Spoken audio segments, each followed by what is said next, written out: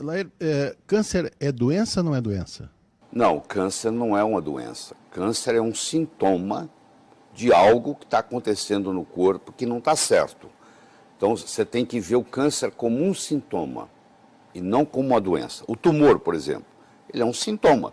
Não adianta eu tirar o tumor, isso não resolve nada. Tirar o tumor, ele vai recidivar, porque o terreno tumoral está lá, você não mexeu nele. Você entendeu? Você imagina um peixe que está nadando num rio contaminado e esse peixe desenvolveu um tumor hepático. Isso acontece quando a água está muito contaminada. Eu tiro esse peixe de lá, eu opero esse peixe, tá? Eu faço a ressecção do tumor hepático e eu jogo ele de volta no mesmo rio. Foi o rio que gerou o tumor hepático nele, pela intoxicação, pelos metais pesados, etc. Eu agora volto esse peixe para o mesmo rio, ele vai continuar desenvolvendo o mesmo problema. Não resolvi nada. Eu só gastei dinheiro com cirurgia, etc. e tal. Então, primeiro, o tumor não é o câncer, o tumor é o sintoma, e o câncer per se nem é uma doença. Ele é uma sintomatologia. Como a febre é um sintoma, o câncer é um sintoma de que existem um ou vários distúrbios metabólicos no corpo. Certo? Quais são as fases do câncer? Você tem 3 fases. Você tem a fase da iniciação, que é quando o câncer se inicia.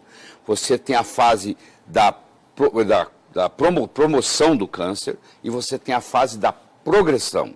Então, é iniciação, promoção, progressão. Quando você ainda não tem câncer e nem quer ter, você vai fazer uma prevenção. Essa prevenção ocorre antes da iniciação. Coisa que funciona, por exemplo, antes da iniciação do câncer, depois que o câncer já se iniciou, às vezes não funciona mais.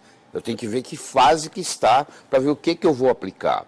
Então, se você tem uma vida saudável, um estilo de vida saudável, se você dorme bem, se você se alimenta bem, provavelmente você não vai ter câncer. Agora, uma vez que o câncer se iniciou, isso aí já não vale tanto, porque agora você tem que cuidar de uma coisa que está acontecendo. Aí você vai ter que bloquear a promoção do câncer e, às vezes, você tem que bloquear a progressão do câncer, que é o caso da metástase. A metástase é quando o câncer ele migra. A célula cancerígena ela tem a habilidade de migrar para outros lugares. Por exemplo, a maior parte das células migram para o pulmão. É o lugar onde tem mais metástase no câncer, no pulmão. E é fácil de entender porque todo o sangue passa pelo pulmão. Então, a maioria das metástases é para o pulmão. Se bem que existem cânceres que têm especificidade. Por exemplo, o câncer de mama e o câncer de próstata, eles gostam de fazer metástase para osso.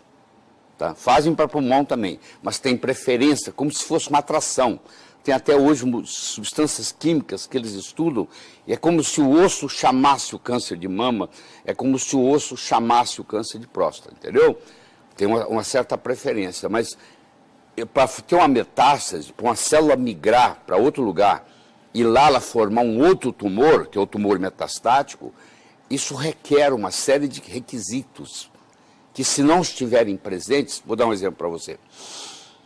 Se não houver uma angiogênese, porque a célula, ela migrou, para ela crescer e formar uma população, formar um tumor metastático, ela precisa de sangue, ela precisa de se nutrir também.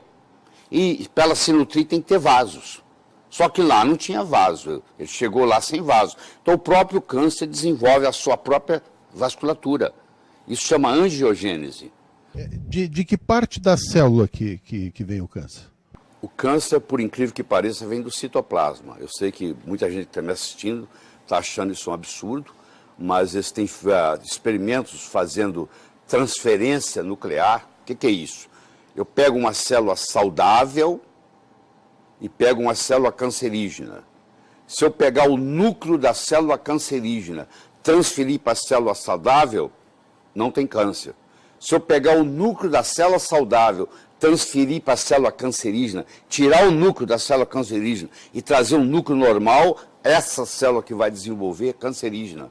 Então, o câncer é uma manifestação citoplasmática. E isso vai contra tudo que se entende de câncer até hoje. Isso faz uma diferença enorme, porque a nossa abordagem, que a gente ensina para os alunos, é que o câncer é uma doença metabólica. Ele não é uma doença genética. Existe uma instabilidade do genoma? Existe uma instabilidade do genoma, causada pelo processo mitocondrial. Otto Warburg, em 1931, ganhou o Prêmio Nobel de Medicina, e ele ganhou de novo em 1944, só que na época o Hitler não deixou ele receber. Ele era um judeu alemão, e o Hitler respeitava ele muito, porque o Hitler tinha uma fobia que teria câncer, e como ele era uma autoridade em câncer na Europa na época, ninguém incomodava ele, apesar de ele ser um médico judeu. E ele ganhou, em 1931, ele ganhou o Prêmio Nobel de Medicina, porque ele descobriu que o câncer era uma doença metabólica. Porque se costuma dizer que o câncer tem remissão e não cura, né? Então, o câncer, na hora que a determinação pela oncologia de cura é quando você tem um câncer, você trata esse câncer e nos próximos 5 anos ele não volta. Aí a oncologia diz, esse paciente está curado. Se ele voltar com 5 anos e um dia, aí eles não chamam isso, eles chamam esse câncer de curado, que é uma piada, pô. O câncer, na realidade, ele pode não curar nunca. Ele pode ser crônico e ele pode ter remissão com 20 anos. Câncer de bexiga, por exemplo. Esse aí não tem, né? Você pode ter tido um câncer de bexiga 20 anos atrás e ele voltar hoje. Quer dizer, está curado? Não, estava em remissão. Então, é preferível você chamar o câncer que está em remissão do que ele está curado, porque você nunca sabe quando que ele vai poder voltar ou não. Se não faz químio, não faz rádio, o senhor sugere qual seria o tratamento melhor para o câncer? Existe um tratamento multifatorial. É assim, se eu cortar as árvores da floresta amazônica, todas, eu não preciso convidar os macacos para mudar de lá. Macaco só fica onde tem galho. Macaco pula o dia inteiro de galho em galho. Se não tiver galho, ele vai embora. Então, se eu quiser que os macacos da floresta amazônica vão embora, eu corto as árvores da floresta amazônica. Os macacos vão embora. Eu não preciso convidar animal de deserto para mudar para lá. No momento que virar deserto, os animais de deserto vão chegar. A mesma coisa acontece aqui, no corpo. Se eu tiver um ambiente chamado ambiente biológico tumoral, eu desenvolvo câncer. Agora, se eu mudar o território biológico, o câncer vai embora. O câncer não fica num órgão, num organismo saudável. Então, o que eu tenho que cuidar? Tenho que cuidar da biologia da pessoa. Então, primeiro eu vou ver o seguinte, o que causou o câncer? Só tem 3 coisas que causam câncer, só 3. Ou sozinhas ou combinadas. Primeiro, um conflito emocional. Você vai ver que a mulher se divorciou do marido que ela achava que vivia a vida inteira e 2 anos depois ela apresenta com câncer de mama. Isso é muito comum. Eu vejo isso com muita frequência. Tem sempre um conflito. O pai morreu, o filho morreu, a mulher tem um câncer de ovário 2 anos depois, ou um câncer de mama, e assim por diante. O filho morreu, o pai tem um câncer de testículo. Então, sempre existe, nos últimos 2 anos, antes do câncer aparecer, existe um conflito emocional. Se o conflito predomina, eu tenho que tratar o conflito emocional, não adianta ficar dando remédio. Bom, qual a outra causa de câncer? É a desnutrição. Todo paciente com câncer é um paciente desnutrido. Ele tem uma desnutrição. Então eu tenho que cuidar dessa nutrição dele. Então eu tenho que cuidar da parte mental dele, psicológica, eu tenho que cuidar da parte nutricional dele e a terceira causa é toxinas, venenos. Então o paciente geralmente está intoxicado, está desnutrido e está emocionalmente com conflito. Então, ou é a combinação desses 3, ou um deles predominando. Então, como é que eu trato? Eu vou cuidar da parte mental, eu vou cuidar da parte nutricional. Por exemplo, uma pessoa que tem uma alergia alimentar. Essa alergia alimentar contribui na predisposição de aparecer o câncer. Não adianta eu tratar o câncer e não cuidar dessa alergia alimentar que ele tem. Descobrir qual alimento que faz mal para eles. Vamos supor que o alimento seja glúten. Vamos supor que o alimento seja leite. Então eu vou ter que tirar o glúten, eu vou ter que tirar o leite, eu vou ter que tirar os 2. Se eu continuar dando glúten e leite, não adianta. A célula cancerígena, ela se alimenta de 2 coisas, só 2 coisas. Ou ela ingere glicose, ou ela ingere glutamina. A glutamina é mais para os cânceres de origem hematopoéticas, linfomas, leucemias. Para quem está nos assistindo e não sabe o que é glutamina, por exemplo, a gente pode dar alguns exemplos? Tá, pô, a glutamina é um aminoácido, tá?